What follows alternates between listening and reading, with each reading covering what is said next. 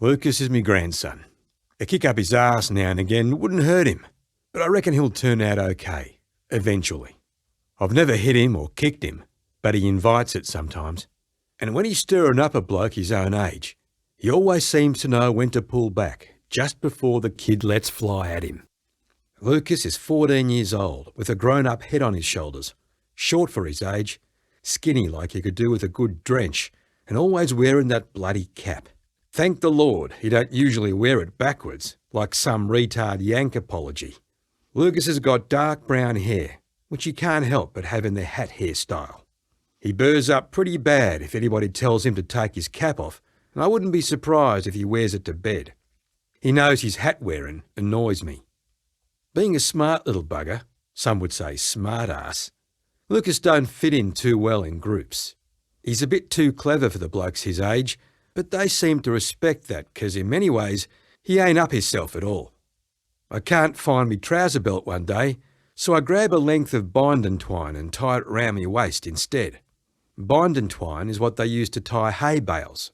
Lucas, self-opinionated little bastard that he is, goes crook on me, tells me I look like a hillbilly, and that I'm an embarrassment to the family. I've worn the twine as me belt ever since just to annoy him, and that's exactly what it does. Coppabella, the town where I live, is pretty big, more than 2,000 people. I moved to the Big Smoke when I was about 20, from hillbilly heaven, about 30 miles out in the scrub. People reckon I'm a bit different to the norm, but I must have been born in the 19th century, such is me ways and wherefores. I don't know how old I am. I do remember having an 80th birthday, but I give up counting after that. Coppabella used to be a thriving metropolis, but in pretty quick fashion, the railway station shut up shop, even though the town is on the main southern line between Sydney and Melbourne.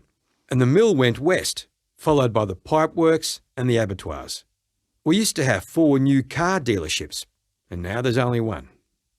Where there used to be a long line of going business concerns, now there's a mess of empty shops. Empty, that is, except for peeling paint, dust, cobwebs, the odd broken window, and the occasional piss-stained mattress. The kids break into these old buildings to start fires, smoke cigarettes, or worse, drink grog and have sex, which is all very romantic if going that far down market don't particularly worry you.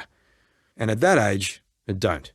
Primeval, lustful urges will always win out over any niceties in the way of ambience. I went to Sydney once, but I didn't like it and never went back. Too big, too busy, and no bastard wanted to know you.